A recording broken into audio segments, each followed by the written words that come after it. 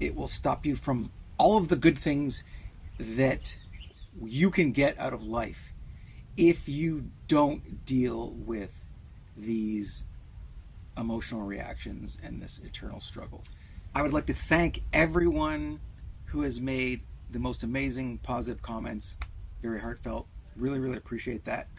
I'd also like to thank everyone who's made super negative comments, because those are also very inspiring. And for both sides, this is why I'm making this video, because it's a really good learning experience. And that is, when you have emotional reactions that are super negative to people, or like a video I made, for example, when I talk about money, people get very emotional and get triggered and make really negative comments. But the great thing about that is that it's very revealing about your own insecurities and your own fears and the things that you haven't resolved, that are internal struggles in your life. And I say that because this is what I've learned over the years, and it's really, really helped me. And it's in doing what you call like shadow work or inner work, or like digging into your emotional issues, that's really helped me in my life. And the key for that is that anything that pisses you off or that triggers this sort of like super negative emotional reaction is the things that you do not like about yourself.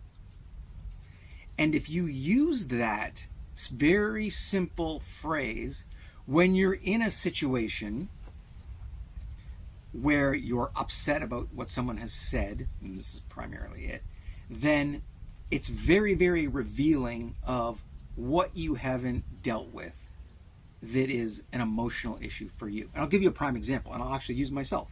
I grew up in a very religious family, and when I was in my teenage years and early adulthood, I was very, very negative towards any form of like organized religion, but I was also super reactive to anything that I thought was an authority figure telling me what to do, telling me that I was wrong, because of course Roman Catholic religion is like, you're a sinner, you're guilty, you're wrong, and to hypocrisy, people saying things and not acting in the way that they're instructing you. So let's just take the first one, authority telling me what to do.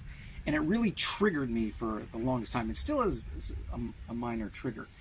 And part of that is because I realized over time, I really, really value my freedom. And I really, really value my ability to absolutely, control and direct my life. And so when someone else tells me how to be and how to operate and whether I'm wrong or doing it, I used to get really, really pissed off at them.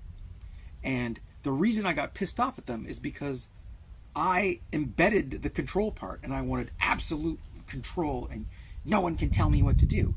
But what I realized over time is I can just live my life and I can just do what I want to do, and I don't care what other people think, and they're not controlling me because we live in a free society, and I can control my own life as much as I want and my own freedom as much as I want if I'm taking the action to do it. And the only time I was getting pissed off about someone having authority over me was when I was not fully having authority over my own life. And I was angry about that because I wasn't doing it. I wasn't taking that authority and that responsibility to give myself my own freedom so that no one could interfere with that. And now, much later on in life, what I realized is that now that I have a very, very large amount of freedom in my life, it doesn't bother me as much because I'm secure in that freedom. And when I do get upset in those areas, it's when I feel that someone could take away that freedom. And so what I do now is I look at that and I go, oh, is that true? Can they take away my freedom? oh, well, maybe there's a part of them that actually can take away my freedom. So then I ask myself, okay, if I can I control that? And if I can control it, then I'm like, okay, I'll just do something about it so that they can't take away my freedom. And if I can't control it, like if it's some sort of government bureaucracy or it's like the cops have stopped me or whatever, and I can't control that situation, I'm like, I can't control this. So, does it bother me? No, just accept what it is. And in the future, if I can control it, what can I do to control that? So that I have that increased absolute freedom.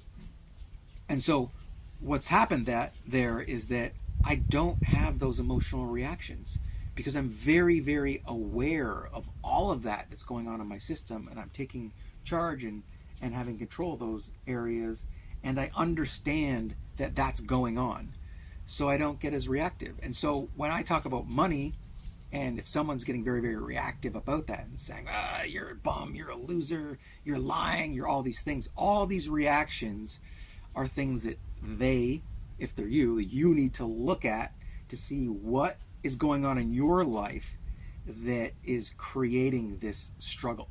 So I'll say this to all the people, regardless of the positive or negative comments. If you're looking through YouTube, if you're talking to someone and you're in a conversation and something they say really, really triggers you, then you really have to ask yourself, okay, what is this about me? What is this about me internally that's upset about this? Because this person is just triggering something that's already in you. And if they say something to you that doesn't trigger you, then it's an issue that doesn't bother you. And that's how you know the difference is, okay, someone could tell me, oh, you have big ears, or your hat's stupid, or you're a bum. Well, the money part, you're a bum, you're a loser, you're a liar, all these things. And I'm kind of like, sure, you can think that, but I don't think that about myself. And so I'm okay with it. So it doesn't necessarily trigger me. I mean, there's probably still minor things because no one likes to have this negative stuff thrown at them. But I can quickly go, oh yeah, is this true? No, I don't. None of that is what I believe about myself. So it's not a big deal. What I also want to say is, here's the key problem with not dealing with your unresolved emotional reactions, your insecurities, whatever they are, your internal stuff, is that it will stop you from learning. It will stop you from taking in the information, and not just the information, it'll stop you from connection, it'll stop you from love, it will stop you from learning, it will stop you from adapting, it will stop you from all of the good things that you can get out of life if you don't deal with these emotional reactions and this eternal struggle.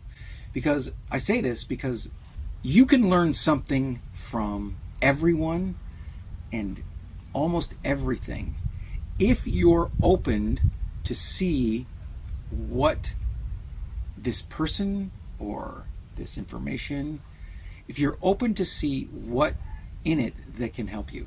And even if you learn that you're not interested in hearing that information, or if you're not interested in being around that person, which is really good for you if the person is trapped in their own negativity, or they're, for example, if they're just focused on money, they're not going to care about you. They're going to care about money. And you not wasting your time on someone like that and redirecting your time and energy to other people that care about the deeper things in life that you care about. The fact is, you're able to discern, I'm not interested in listening to this person or hearing this person or being with this person. Then you're open to go find others that you are interested in, that have the same sort of values and that will add to your life.